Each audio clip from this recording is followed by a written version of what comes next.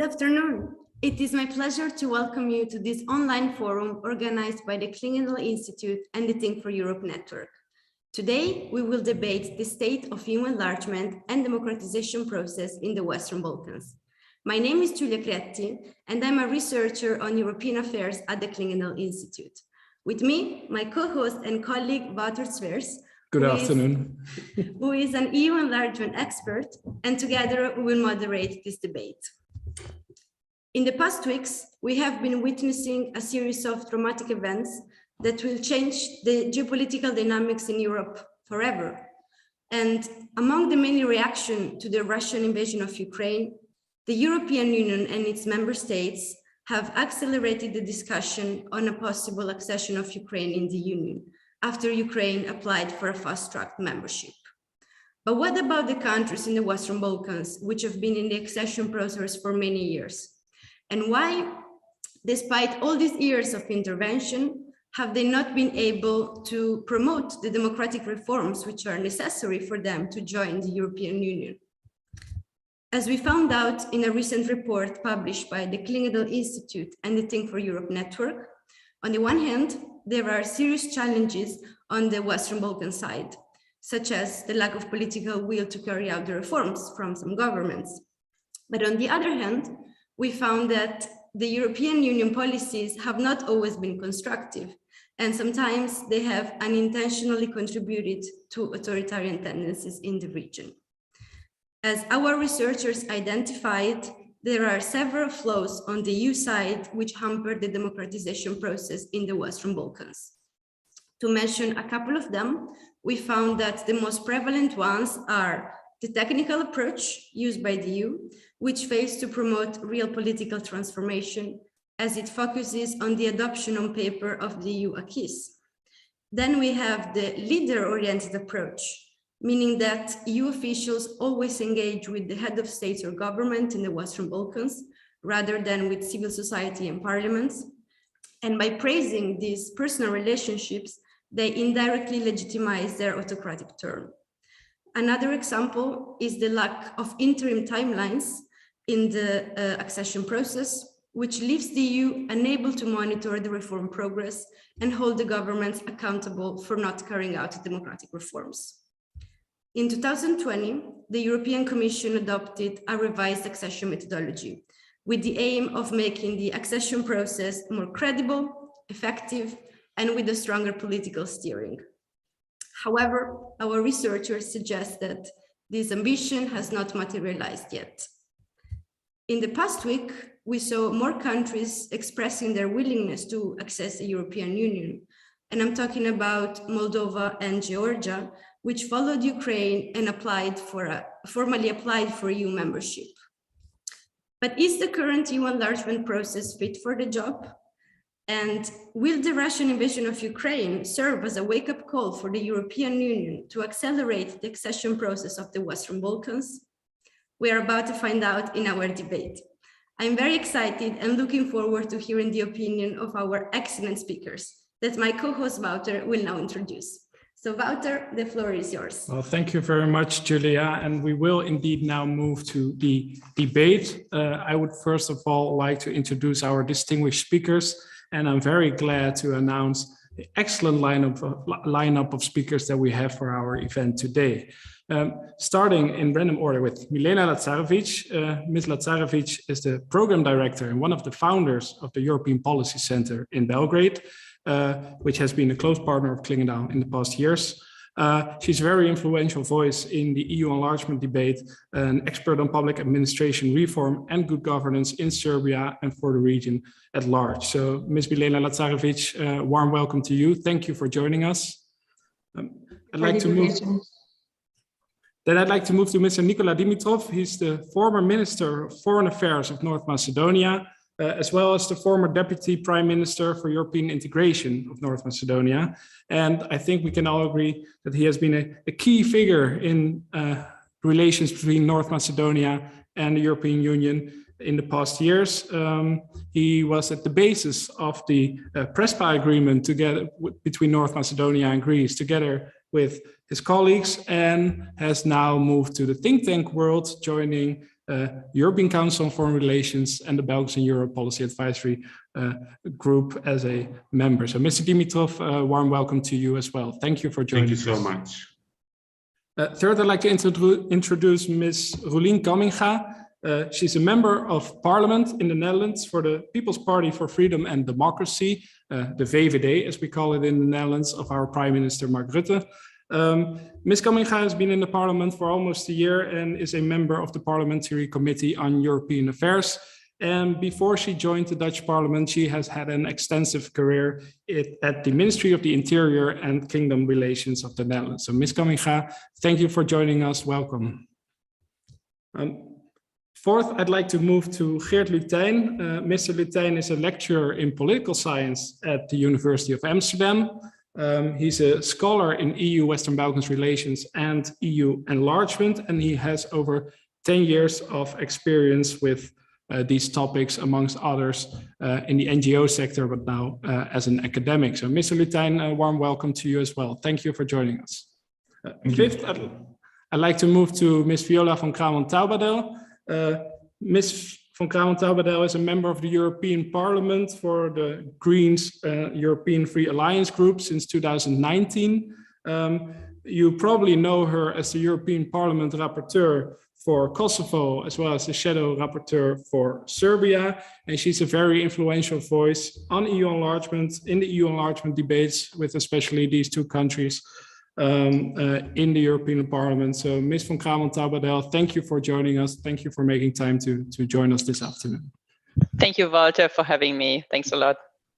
Last but not least, I'd like to move to Ms. Alessandra Vietzer.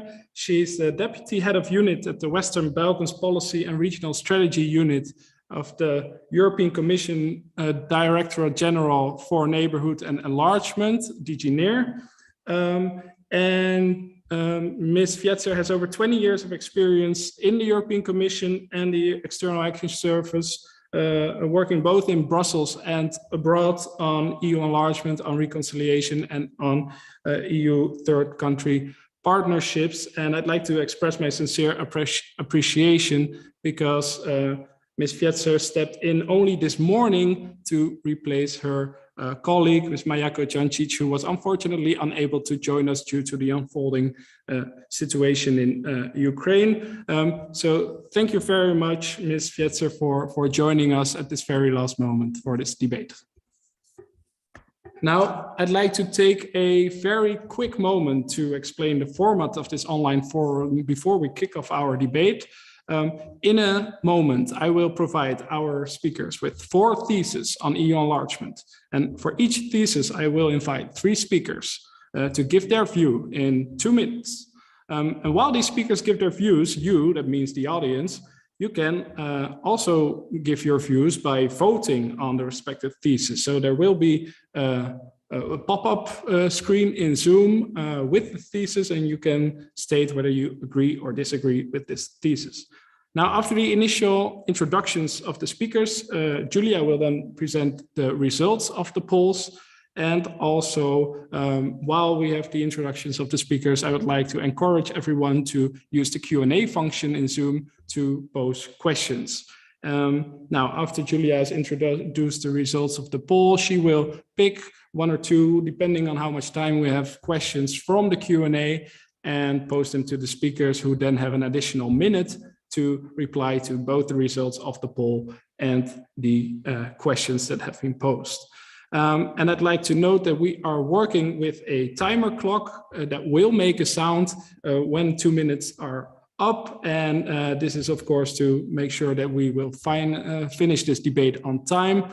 I hope everything is clear, and I would like to suggest to move to the first thesis right away, which I don't think needs a lot of introduction. The first thesis, I'll just read it out loud, is the Russian invasion of Ukraine should serve as a wake-up call for the EU to speed up the accession of the Western Balkans. Now, the discussants for this thesis are Viola van Kramon-Towerdale, Nikola Dimitrov, and Geert Lutijn. And we will open the voting system in, a number of seconds. And also, I'd like to stress again, please do not forget to post your questions via the Q&A function in Zoom. Now, Ms. von Towerdale, the first 2 minutes are for you, so could you please give us your views on this matter? Thank you. Well, this, let's say, so-called, I would say yes, doesn't take my vote. Anyway, thanks for the thesis and for the question. Well, the wake-up call, I think, has been given already quite some time ago, but now maybe also the enlargement skeptics, such as the French President, Mr. Macron, might have been shifted or turned into the enlargement camp. This at least what I would hope.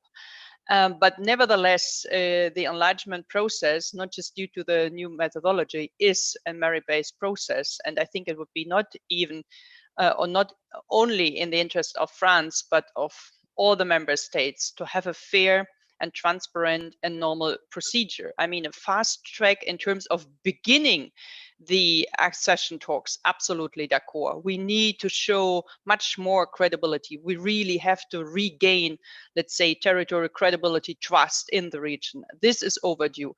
I mean, the accession talks with North Macedonia and Albania have to start immediately.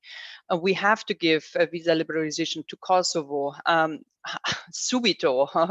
I mean, better yesterday than today. So we lost a lot of credibility there.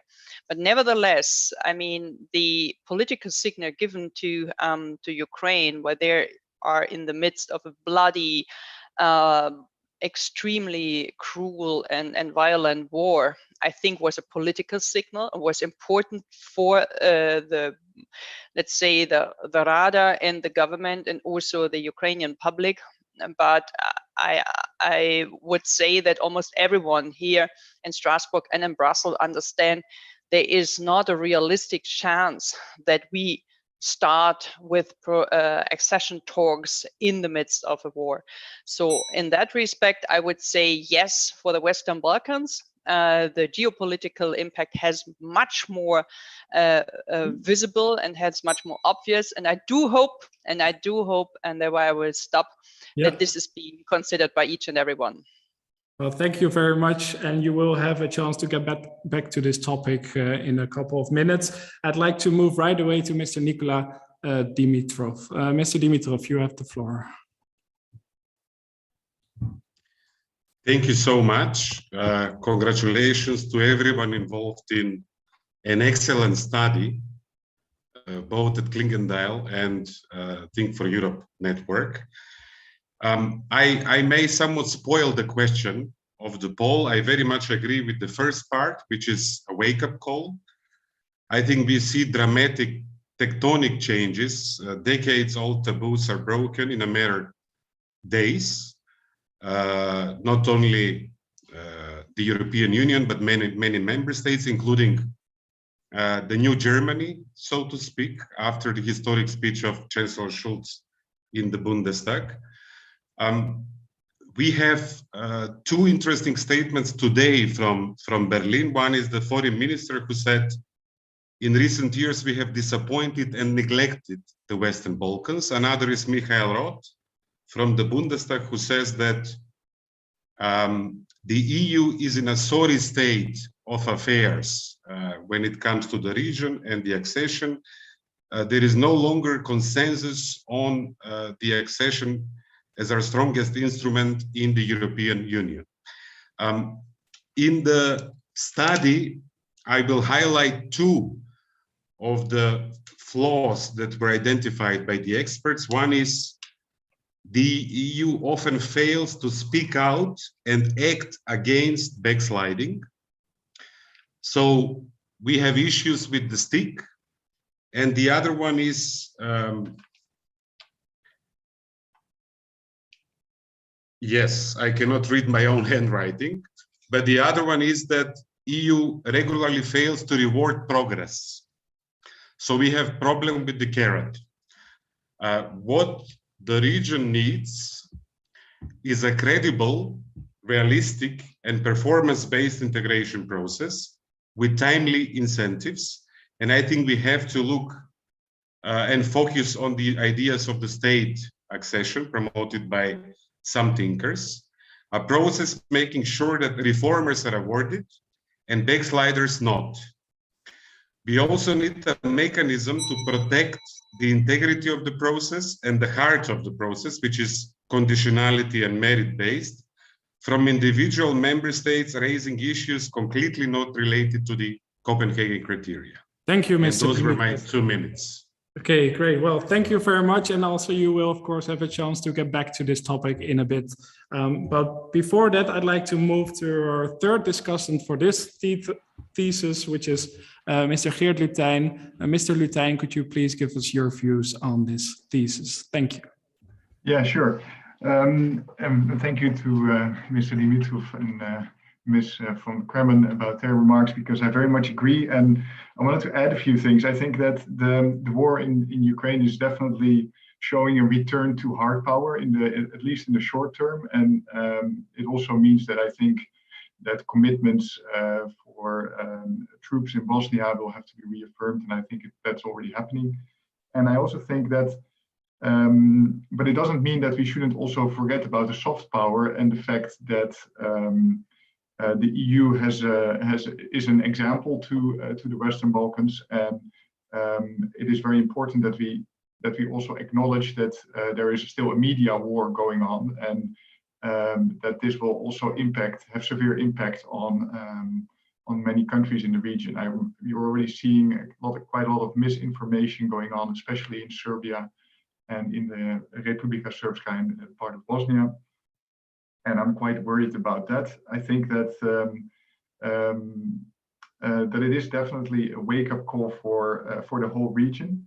And I very much agree that it is very important that we reward the progressive forces in the region. And I would say that it is not just about rewarding governments, but it's also about reaching out to civil society and by creating durable links for the future, so that we see this integration process not just as a process between states, but as also between people. And we also look forward to have a broader view on EU integration than we currently do sometimes. I very much agree also with what Mr. Dimitrov was saying about speaking out against about processes of state capture and of democratic backsliding that we're seeing across the region. And I think that is something that needs to be going hand in hand with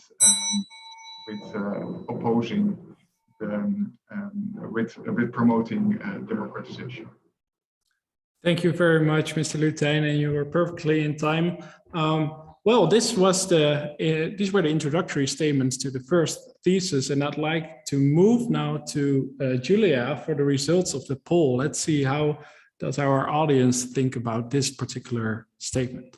Yes, so we have that the large majority of our audience agrees with our statement, so thinks that this invasion should serve indeed as a wake-up call. And I would like to move directly to the question. We just received 2 questions from our audience, from Luke Cobben and Venelin Bochev, and I would like to start with them. So the first one is, should the speed up include all countries of the Western Balkans and at the same time?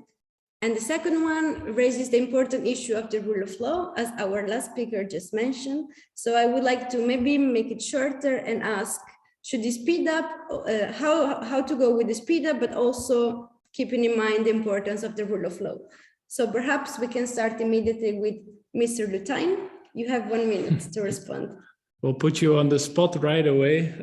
I hope that's okay for you. Could you please repeat the question once more? Yeah. Yes, so should the speed up include all countries of the Western Balkans and at the same time? And how can there be a speed up while also taking into account the importance of the rule of law?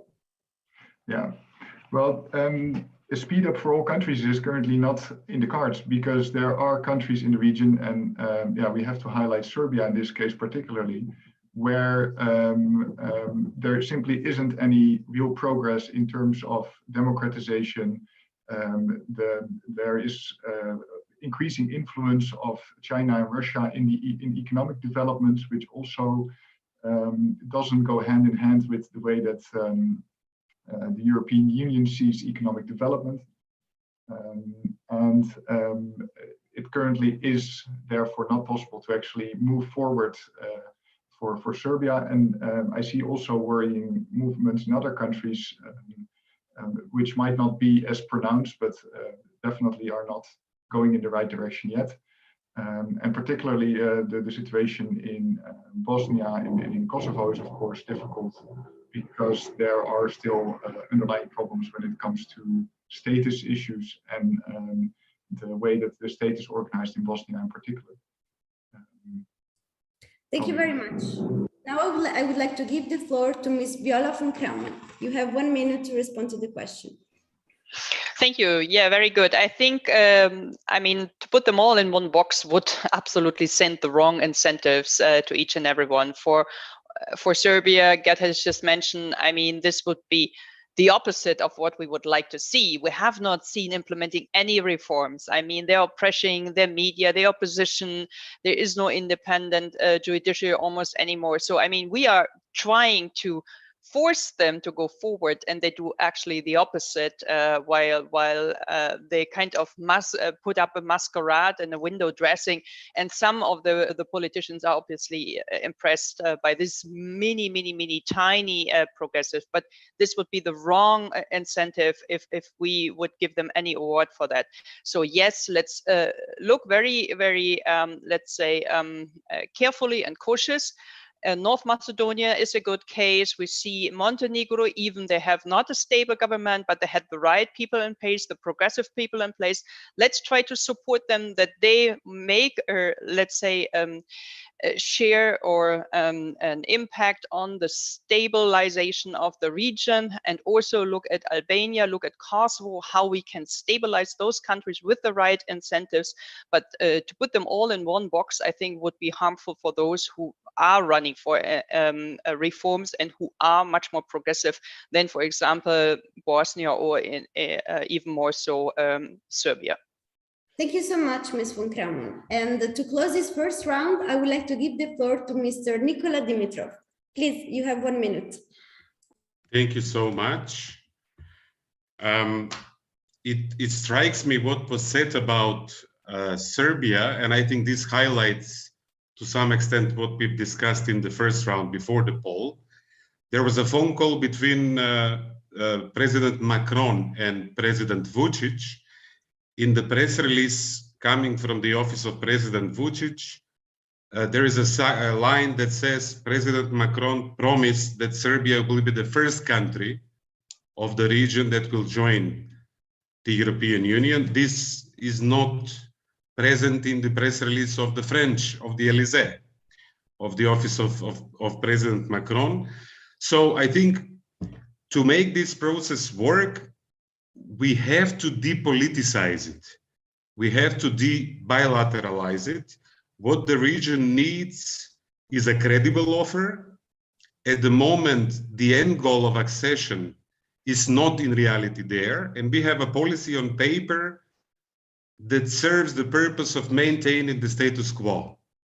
So in addition to speeding up, I would put more the emphasis on reforming the process itself and trying to create a situation where we have a reform competition in the region.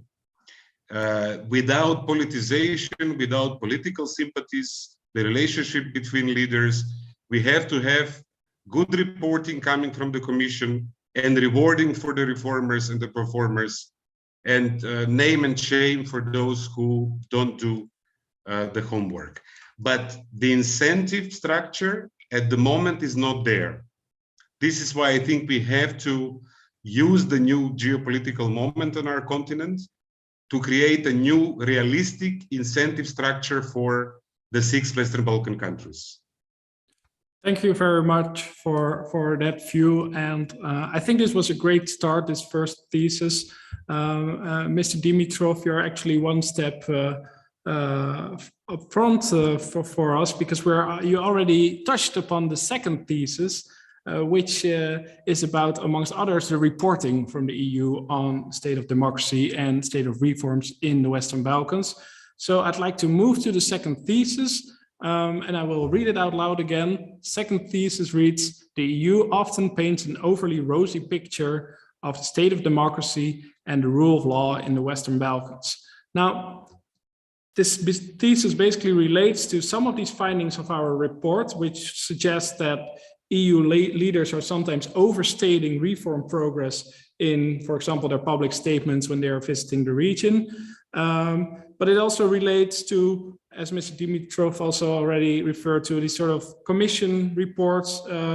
Do they actually fully capture reform processes and democratic and undemocratic tendencies in the region? Now, what do our discussants think? We will hear that now from Alessandra Vietzer, Milena Lazarevic, and Rolien Kamminga. The poll will also be opened again for this second thesis, so please give us your vote. And I would like to give the floor first to Ms. Alessandra Vietzer from the European Commission. Please, you have 2 minutes. Thank you. Let me start by saying that enlargement has been and continues to be a merit-based process. And the Commission provides a factual and fair assessment on a yearly basis in the enlargement report. Now, the reports do highlight that the Western Balkans still have serious structural shortcomings in democratic standards and in the functioning of the rule of law, notably regarding independent judiciary, respect for fundamental rights and freedoms, such as freedom of expression and independence, and the overall ability, particularly of domestic state structure to corruption. And indeed, I think that it's fair to say that the report brings to attention that corruption and organized crime across the Western Balkans continues to be a serious threat for the citizens across the region, as well as across people. Now, this type of assessment is present in the yearly enlargement report, which reviews state of democracy in the candidate and potential candidates, and reviews developments related to elections, functioning of national parliament, overall governance, and civil society, as well as providing also a clear roadmap for the Six to accelerate and deepen reforms in our partners. Now, this is very much has been also reinforced and enhanced in the revised enlargement methodology, which brings further attention to the fundamental clusters. Now, it's clear under the new revised methodology that no other chapters can be open until sufficient progress is made in the fundamentals.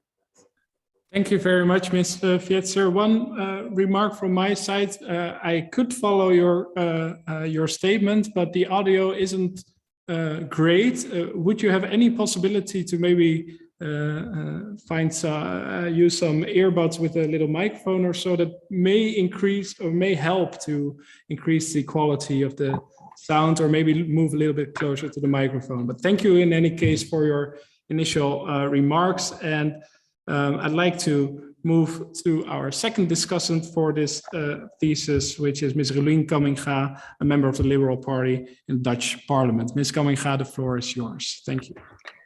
Thank you, Wouter, and of course, thank you, Julia, for your report. I think that was an interesting report, and that helped me and gave me some new insights. So that's always good, because I think we're all puzzling on how, if we have candidate member states or potential member states, how can we speed up that progress, and how can we, from our part as European member states, help them to make the necessary progress and the necessary reforms, and on the other hand, what can we do when countries do not meet up with their obligation, their end of the bargain? So I think that gave me some useful insights. But let me first start by saying that I'm very happy about the fact that this topic of democracy, rule of law, and good governance is not only top of mind when we speak about candidate member states or accession, but also within the European Union itself. I think it's an important topic on the whole broad spectrum. And I think also what's happening in Russia and the Ukraine shows again that it's essential for our way of life to have good institutions, and we have good checks and balances in that, because it can go terribly wrong if we don't make sure and if we not safeguard those. As for the thesis itself, does the Commission paint the too rosy picture? I think it goes two ways. I think the intentions are very good. I think we make good progress with the new reporting, and also the fact that we want to step up with recommendation. I think that's good progress. But on the other side, and I think that was something also was shown in the report, we need to make sure that it's not just a technical approach, that it's not only reforms on paper, that it has to be structural and has to be really real reforms, because I think that's a big problem at the moment, that it's always intentions. The reports of the Commission state those intentions, they check the boxes, but then in practice we see that it's not something that stays with the government during time. I think that's important. I see the time ticking away. I have so much to say about these theses, but what I found really interesting, and let me say that, and the focus we had on leaders, I think that was the point that I found that gave me new insight. So I will make sure that I'm careful and watchful of that. Thank you very much. Well, thank you very much. And you will have an additional minute or so to also come back to the other things that you would still wanted to say. But before that, I'd like to move to our third discussant, Ms. Milena Lazarevic. Please, the floor is yours. Thank you, Wouter. Thank you, Julia.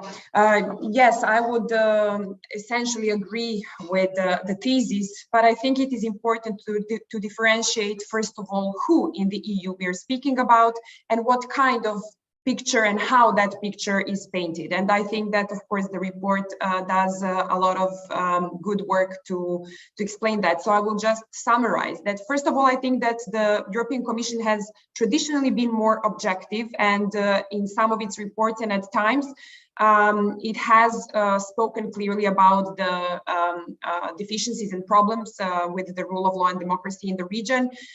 There was a bright moment in 2018 strategy, credible enlargement strategy, when the European Commission for the first time acknowledged clearly the elements of state capture, problems of media capture, etc. In the region.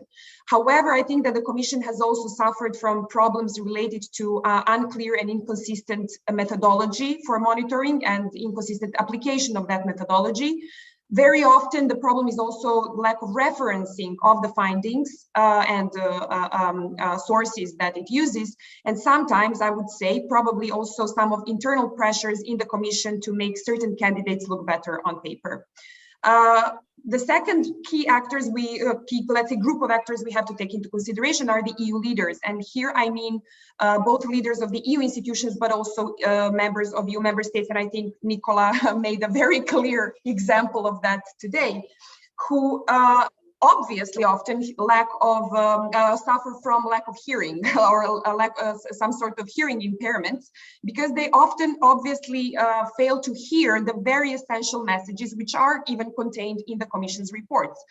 So rather than communicating those key messages get lost in the public discourse, in the public dialogue, and this actually gives way to glorification of the domestic leaders with very detrimental effects on local democracy and also on the credibility of local civil society. Thank you very much, Ms. Lazarevic. Again, also for the second thesis, we had the poll open, and I'm looking to my right side, and I will ask Julia, do you have the results of this poll? Yes, I have the results. And on this thesis, it seems that our audience is pretty much divided, and we have a slight majority that argues in favor of our thesis, but also a 36% which is neutral on the topic, and a 23% which argues for no. So thank you very much for expressing your opinion. I would move right away to the questions, and I would like to group a couple of them that we received. I hope I will make them justice, but sorry if I don't answer all of them. I hope you understand that we have just a little time for this. So I will start from a question posed by Froke Sibas, and apologies if my pronunciation is not correct. So the question is, considering the technical approach of the EU is not successful, would it make more sense to make it more political? And the second question is from Luke Coben and is about the Commission reports. And it goes, why do the EU institution and member states not jointly assess the progress in the Western Balkans? Would this not lead to more initial consensus? So I would like to start right away with Ms. Alexandra Witzer. Maybe shortly from my side, Ms. Vietzer, I'll give you a little bit more time because not everyone in the audience was able to follow your statement fully in your opening statement. So please, Ms. Vietzer, the floor is yours. Thank you. I hope the mic is better now. I can hear you well. I hope everybody can. Yes, because I tried with the headsets, but unfortunately they're not working. Okay. So I don't want to use them. I try to be as loud as possible. Perfect. Now, let me first of all make two comments. One about what we actually assess. I think that the time of assessing only a key alignment, that is whether a country has put a law in place, I think is well and duly over. This was an approach in the fifth enlargement. Now we are looking not only at a key alignment, we are looking at concrete implementation of new approaches. I just want to give you the example of Albania and the massive reform justice which has been done by Albania to the vetting system as an example of what we are looking at. We want to really see that there is a real translation of approaches, standards into the working practices of the institutions. The other comment I want to make is about putting the enlargement methodology in putting the political dimension. First of all, the enlargement process is a political process in any case and is conducted by member states in intergovernmental conferences. In the revised methodology, this element of political involvement is certainly being placed more at the center stage, where we look at involvement of member states, also in terms of collecting information or sounding, in terms of feeding progress and assessment. And lastly, just to highlight that when we look at the revised methodology and assessment, we are now also looking for the first time at third-party indicators, where we look at also input by independent organizations, international organizations, but also think tanks and civil society. And most likely many of those in the room now have also worked for organizations which feed these third-party indicators. Thank you. I hope it was clear. Thank you. And now I would like to give the floor to Ms. Milena Lazarevic. Please, you have 1 minute. Thank you, Julia. Well, I would say that a technical process and a more political process do not need to, to be mutually exclusive. They can go very well hand in hand. And the way that it can be done is that if the European Commission develops and implements a coherent, clear, and transparent methodology with clear indicators on how it measures democracy, various aspects of the functioning of democracy and rule of law, the political side of the process can then, make use of that in a way which is going to ensure more and stronger political steering, which is in the idea of the new enlargement methodology.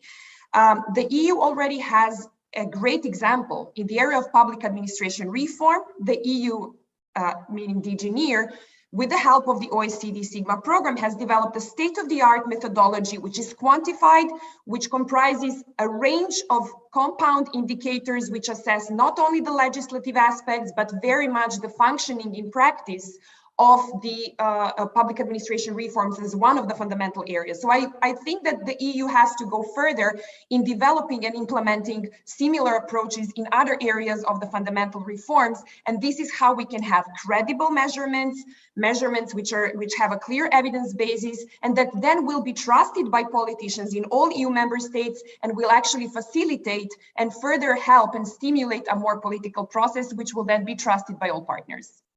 Thank you very much, Ms. Lazarevic. This was very insightful. I would like to move to our last speaker for this thesis, Ms. Rulin Kaminka. Please, the floor is yours.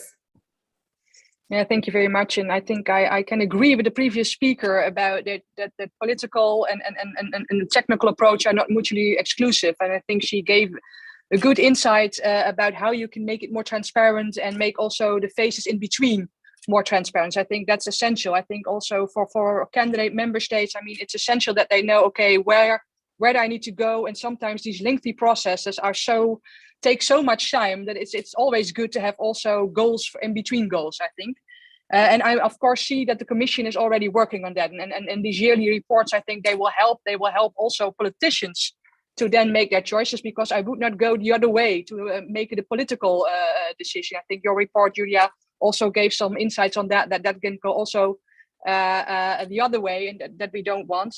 I think what I wanted to add is that the civil society, I think it has been said, but I think we also have to broaden the people we speak to. And also there I see the Commission has done some more outreach last years. I think that's very important, because I think they are the basis who carry the fundaments. And I'm going to quit now because I'm in Parliament for my apologies, and then the bell rings, but this may be a good time to stop also.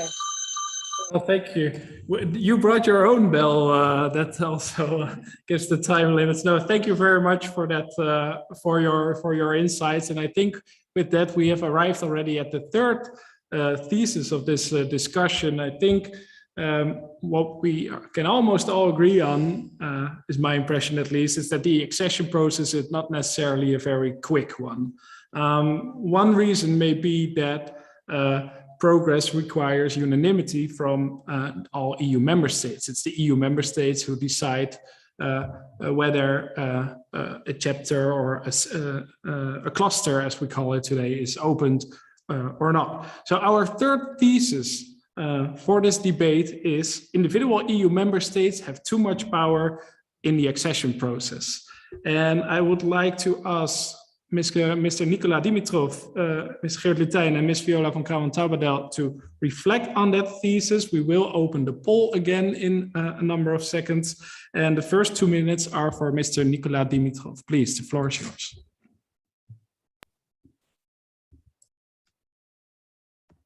Thank you. Can you hear me? Yes, we can. Very good. This is a question that very much takes me to my own country and our European journey toward Macedonia. We are the oldest candidate country in the region. We achieved that status 17 years ago, 2005. And essentially, we are still not able to start the process, the accession talks, because of this issue, because individual member states have raised challenges, they have imposed vetoes. I worked hard, both as a diplomat and a foreign minister, to resolve one problem, the one with Greece. Promises were made. Almost virtually all European leaders came to Skopje to say to our citizens, if you support the Prespa agreement, this opens the door to the accession talk. This was part of our referendum question. And then all of a sudden, now we have this veto by Bulgaria on issues that are not really related to the Copenhagen criteria. Issues of identity, of the Macedonian language, of history, not to abuse the suffering of Ukraine and the Ukrainian people, but a narrative that to some extent resembles the speech of President Putin the night before the war started, the invasion started. Artificial nation, ethno-engineering, etc., etc. So the ability of a single member state to stop a process that must be a merit-based process is essentially a torpedo into the policies of the European Union towards the region. This resonates not only in North Macedonia. Polls have shown that 2 years ago, EU's influence was at 43%. EU was seen as an influential foreign actor. Mm-hmm. This has now dropped to 9.5%. Mm-hmm. in a recent poll. So the leverage of the EU dropped significantly, and this resonates throughout the region because other countries see that promises are not kept. I'll stop. Thank you very much, and thank you for sharing this first-hand experience with this thesis. I'd like to move to Mr. Geert Lutijn. How do you look at this thesis as a scholar and as an academic on EU enlargement? Please, the floor is yours.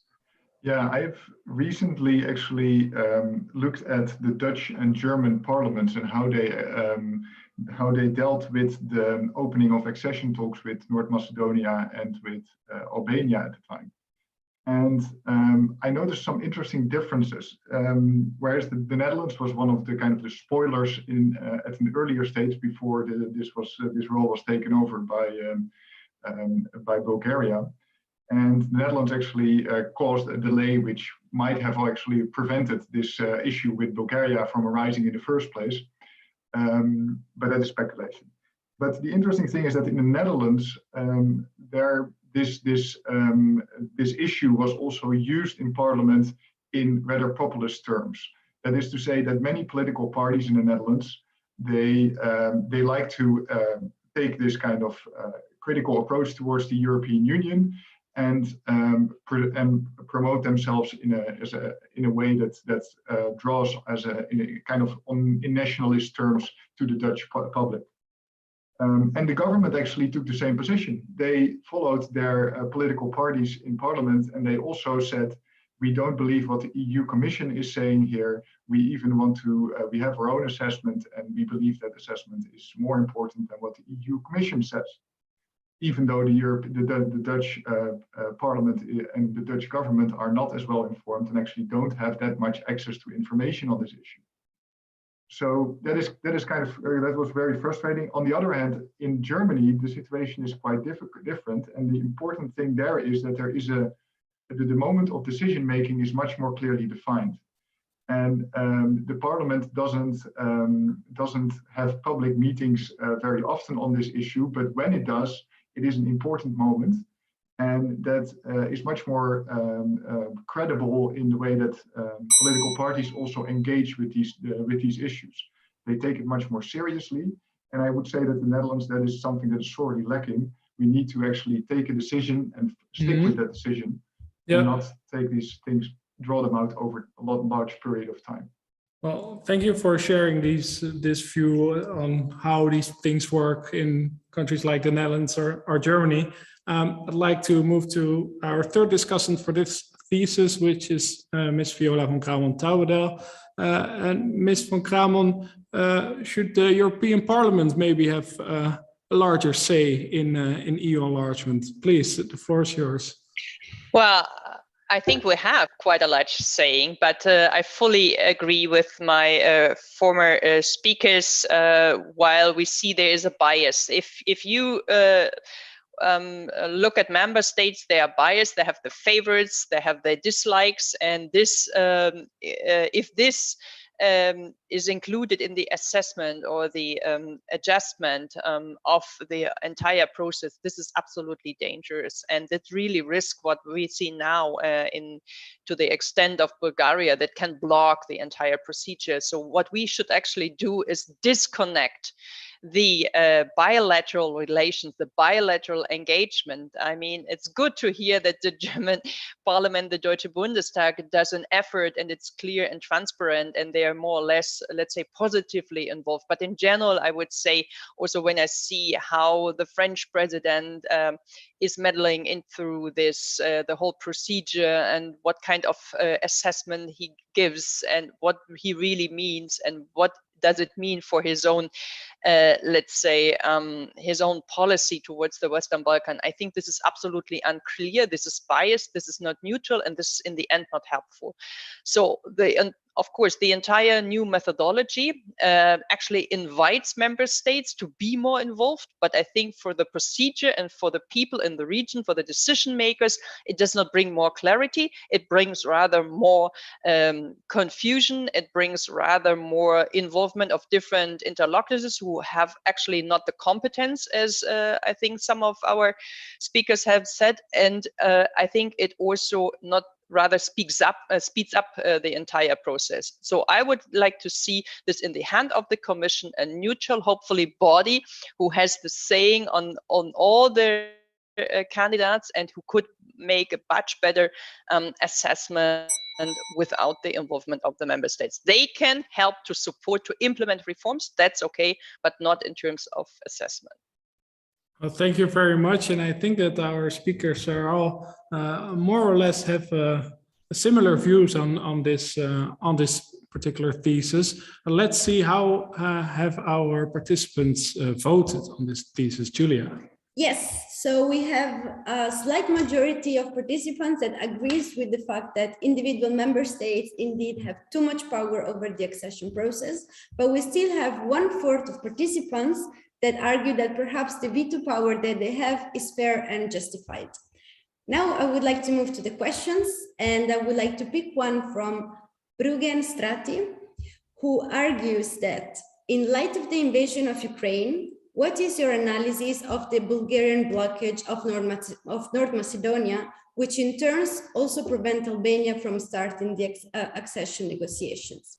So I would like to start with Mr. Nikola Dimitrov. The floor is yours. It will be difficult to wrap this up in 1 minute. I'm glad that the poll has 27% agreeing with the thesis. Too much power for individual member states. In a way, I distinguish between, for instance, the Dutch long-standing policy of free and fair. Prime Minister Rutte was in Skopje last October. He said, it is shameful, the Bulgarian veto. You fulfilled all preconditions to start these accession talks. With those countries who try to leverage their status as a member state to pursue agendas that have no relation with the European values. Now, the EU is a community of values and not an elite golf club. And simply because you're in, this is not a free license to ask whatever you want. Good neighborly relations is very much part of the European project. But this is a two-way street.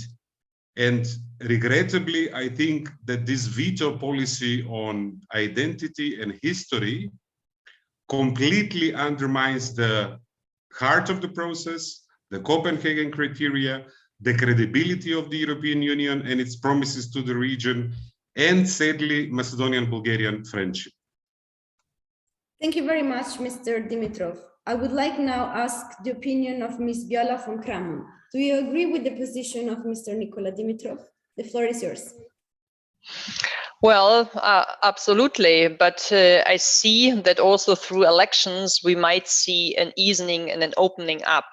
Since I had the opportunity to speak to the new Prime Minister of Bulgaria, I think he has a huge interest to unblock that. At least that's what I understood from his remarks. So I do hope that he can also find consensus amongst the ruling parties while he is not alone and he cannot decide on his own, but I think he can make a difference and also make the society move towards the right direction. I wish we could also put a little bit more pressure from the council side, from the commission side, but also from the parliament side towards Bulgaria. I see on the European level, when it comes to Bulgaria, interesting enough, there's quite a broad majority amongst the Bulgarian colleagues when it comes to North Macedonia. I don't know why, but obviously this is a extremely emotional topic and it is very, it sometimes seems to me a little bit irrational. So it is when I remember the times when I spoke to my Greek colleagues before the Prespa agreement, it was unbelievable. You could speak with a normal voice on different topics. When it came to North Macedonia, they just got mad. They got crazy. I don't know what you do, Nikola, to your neighbor states, why you make them so upset and so nervous. Yes, exactly. And so I see the same and a similar reaction now in Bulgaria, and I have not enough competence to lower that down. But since we are going to Bulgaria soon, I'm very much interested in how we're going to deal with it. Also, let's say more on a person-to-person level in Bulgaria. So I fully share Nikola's view on that. Thank you very much, Ms. von Kramon, for also this very insightful example from your personal experience. We'd like to close with Mr. Geert Lutijn. Please, the floor is yours. Yeah, well, I think that there is a tendency to use these issues for domestic politics, and that is beyond that. I do think that goes beyond just Bulgaria. I mean, there are many examples in the past of where this will happen. And I think that this idea of a veto is very important. We currently still see that there is a veto, and I'm not necessarily completely against that there is a veto, but it doesn't need to be at every step that is taken. And actually the opening of accession talks is not the biggest step in the whole process. It is actually a rather small step. And the fact that the EU is not able to communicate the value of such steps and to actually explain the actual political problem that is there and communicate that to the member states and to bring them along one line, that is actually quite problematic. And I think that is also due to certain states that are spoiling this, and I count the Netherlands and France definitely as big players at the moment. And I find it a very problematic situation. Well, thank you very much, Mr. Geert Lutijn, for sharing your views with us. I think thereby we have already arrived at our, if I'm correct, and I think I am, at our final thesis for this discussion of today. We've already touched upon this issue during the debate on the previous thesis, and which is the revised accession methodology that was adopted in early 2020. And as you may know, this sort of new strategy or new procedure was adopted to step up engagement from the member states. It was meant to make membership perspective more credible. Now, our question is, has this actually worked? So the fourth thesis of our discussion reads, the revised accession methodology has strengthened the functioning of EU enlargement and has re-established a credible EU perspective. Now, discussants for this thesis are Roelien Kamminga, Milena Lazarevic, and Alessandra Vietzer. And we will open the poll again for this final thesis. And the first 2 minutes are for Ms. Roelien Kamminga. So please, Ms. Kamminga, the floor is yours. Yeah, thank you. And the four pillars of the revised methodology are, of course, credibility, stronger political steering, a more dynamic process, and more predictability. I think these are very important, in my opinion, and we discussed it, I think, in the previous thesis also a bit, because I think it creates more credibility and a higher degree of transparency for both sides on the table. And I think then it becomes more clear what is expected from each other. My party, therefore, is very content with the revised methodology, and because it also ensures that we don't give the funds of the distribution of funds also based on countries who do more get more, and countries who do less get less. I think in the previous instances we divided the funds per country, and I think this is a better way to support those countries who are taking the right steps and the necessary steps. It also the new mechanism also provides to take a step back. And I think that is for us, for my party, very helpful to when we were in previous instances when we had doubts, we tended to say, no, okay, we should take a bit more time and discuss a bit more about it. And I think this gives us the opportunity to say, okay, we are agreeing with taking the next step, but we are going to be watchful if the reforms are not structural enough. And I think this will help us. And I think we've seen that. I think the previous speaker, I don't totally agree with him, but I don't think we have to do that debate with Mr. Lutijn. But I think this helps. And I think we've seen with the new methodology that we and also France have been able to support North Macedonia. And of course, I'll also compliment for them that they have taken the necessary steps.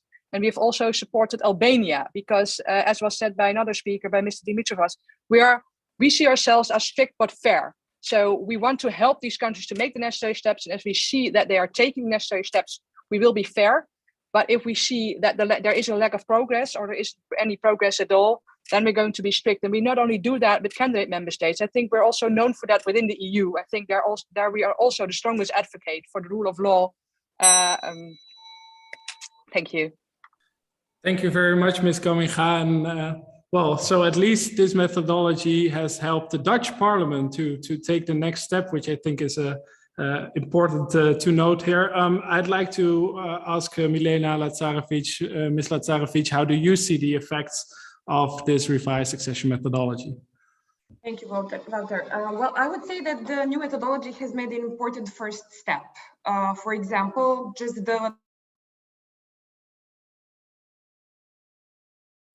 So I'm afraid that we've lost a connection with Ms. Lazarevic, at least on our side of the screen. We cannot hear her anymore. So I would like to suggest to move first to Ms. Alessandra Frietzer, and then hopefully we can get back to Ms. Lazarevic in a bit. Ms. Frietzer, please, the floor is yours. Milena, I'm very sorry, but we couldn't hear you for a bit, so we're moving to Ms. Frietzer first, and then we'll try it again. Thank you. Thank you. I hope you can hear me well. So we have indeed, through the revised enlargement methodology, attempted to strengthen the framework for the enlargement process. And of course, the enlargement, the revised methodology is 2 years old. So it's still reasonably recent. It was also introduced with a view to enable the opening of the actual negotiation with North Macedonia and Albania. And indeed, after the proposal of the Commission in February 2020, in the Council then agreed the approach and agreed to open. So we have had already some, I would say, I don't want to repeat what said your speaker. I think everybody knows the key tenets of the revised in terms of strengthening credibility, predictability, more dynamism, the enhanced political steer to ensure that indeed it becomes more than a technical exercise, and introducing issues like reversibility and the links and this notion that if the countries progress, then we can also provide more integration in certain areas of EU policies.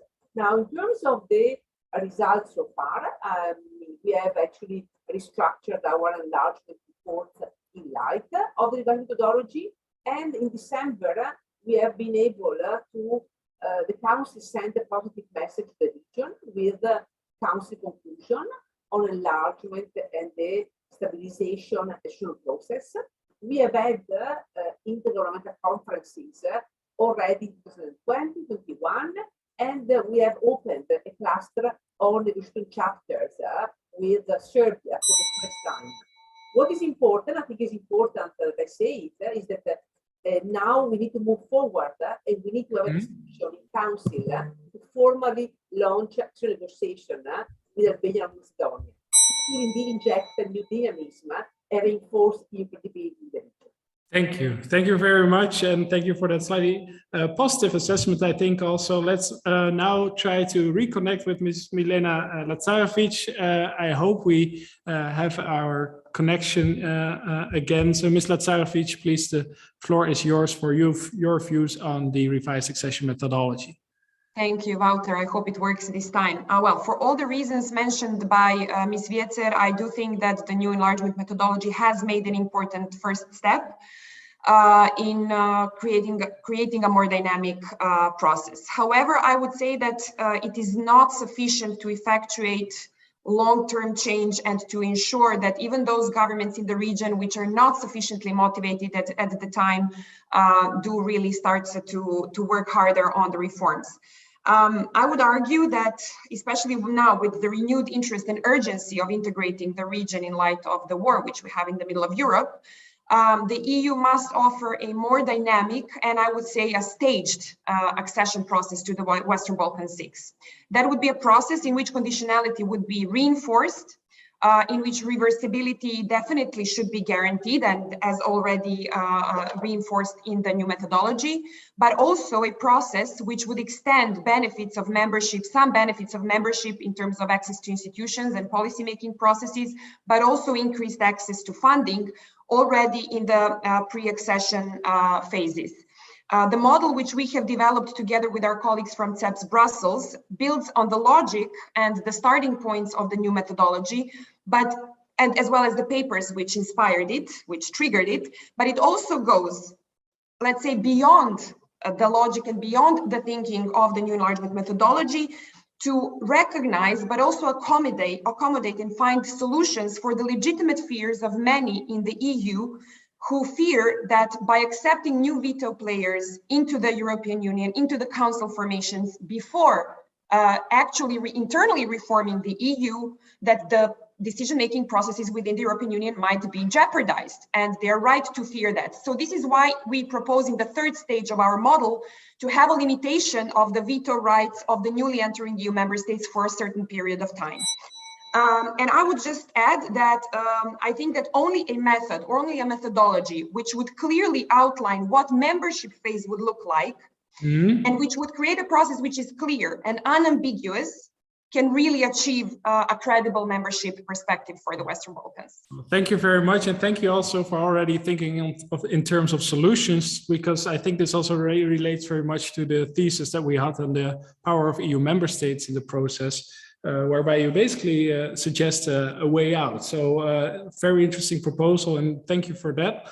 I'd like to move again to Julia for the results of our last poll. Julia, how does our audience feel about this thesis? Yes, so we have exactly the 50% of participants that thinks that this revised accession methodology has not yet made the accession process more credible and effective, while we have 1/5 of participants that believe that this ambition is already perceived in practice. So now I would like to pick some questions from our audience, and I would like to go back to Peter Kiss, who asks, do you think the internal rule of law and democracy issue inside the EU, in member states such as Hungary, have a detectable impact on the EU attitudes towards the Western Balkan countries? Very good question.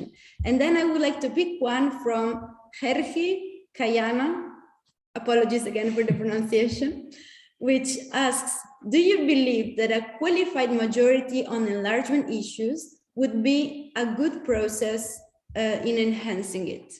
Very good question. And I would like to start perhaps with Ms. Milena Lazarevic. Would you like to go first? Yes, sure, thank you. Yes, indeed, internal rule of law and democracy problems within the EU absolutely have an impact. And I think that the EU has learned a lot. And I think that the enlargement policy is an ever-evolving and ever-learning exercise for the EU. And one of the biggest lessons learned from the previous enlargements is that democracy is not built within a day and not within one generation. And that there need to be better and stronger mechanisms to keep in check the EU member states as well. So this is why our model precisely builds on that logic and anticipates a way forward, which would, in this, let's say, new discourse of the French President Macron, who has now recognized that enlargement and reform of the EU should go hand in hand. This is exactly what we propose, that these two processes need to take place hand in hand. And I really believe that the Western Balkans needs to be part of the mechanisms and solutions found within the EU for the rule of law and democracy issues within the Union as well. And just shortly on the second question, we know that according to the only article in the founding treaties which regulates enlargement, some decisions, two key decisions, have to be taken by unanimity. But until we change the founding treaties, those two decisions will have to be taken by unanimity. But there is nothing which prevents, and many scholars have argued that for many decisions in between, QMV could be and should be used. And I think that the Bulgarian veto is the best example of how a destructive unanimity rule can be for the enlargement policy. Bulgaria has actually gone against its own decision 6 months before. So in one council meeting, they supported the opening of the accession negotiations, and then 6 months later, they said, well, no, now we stop it when we're supposed to actually give them the date for the intergovernmental conference. So this is absolutely outrageous, and this needs to be changed in the process. Thank you very much, Ms. Lazarevic. I would like now to move now to Ms. Rulin Kamka. Please, the floor is yours. Yeah, thank you. And I think the discussion about within the EU, what we've learned from Poland, Hungary, I think it only emphasizes that it's a necessity that the reforms are structural, and that it's not only and that the institution and good governance are in place. So I think that has strengthened the awareness, I think, within the entire EU, and it also projected on, of course, candidate member states. I think the focus on the rule of law, within the EU has an effect on how we look at Western Balkans, but on all candidate member states, I think, because we have seen the importance. And if we do not take care of it in advance, I think it's even more difficult to do that once they are a member of the European Union. When we go to the veto and qualified majority voting, I agree with the previous speaker that we should look at a solution for one member state that blocks accession for reasons other than that are in the treaty and that are on the table. I think the reason that Bulgaria is now blocking North Macedonia, I think that has nothing to do with the rules and regulations we are looking at. I think we should find a way and a solution around that, but I think I would not be in favor of. It's a fundamental decision, and I think, as the previous speaker has said, it's on 2 instances. It is also in the treaty. So I think a majority qualified voting, I would not be in favor to scratch it, move to majority qualified voting for all these decisions. But I think it's misused at the moment, especially in this specific instance. Thank you very much, Ms. Kamicha. Now I would like to move to our last speaker, Alessandra Vietzer. You have the floor. Thank you very much, and it was super interesting to hear the viewpoints of the previous speakers. Now, I just want perhaps to make a few comments in terms of the road to democratization, road to EU values. I think one of the elements of revised methodology, which I think is very important, or at least one of the parts, it reflects on the fact that there has to be an active societal choice. There has to be a process of societal transformation in any countries who want to join the EU. And I think that is certainly a lesson from the fifth enlargement that we need to give time. I think this doesn't happen overnight. And we also, I think it's important to underline that the process of transition towards democratization is not a linear process, and it's not also something which you done, you tick the box and that's it.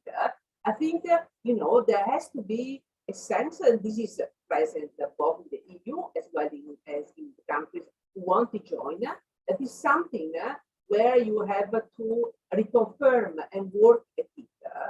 And I think there is a lesson also of these present times where we see that democracy is increasingly under challenge on a global scale. And the crisis in Ukraine, the increasing authoritarian drive of certain global powers are a demonstration of how democracy and the global order are under pressure. So we need to work at it. And I think that within the context of the EU, we do have mechanisms to ensure this is, that there is the check and balances in place. The EU shows that. And I think the tools we have now for enlargement have been updated and reflect the fact that there is this long process of society change which needs to take place. Well, thank you very much. And I'm afraid that this already marks the end of our discussion for today. I feel that we have touched on many very relevant and maybe some also of the core questions regarding the functioning of EU enlargement.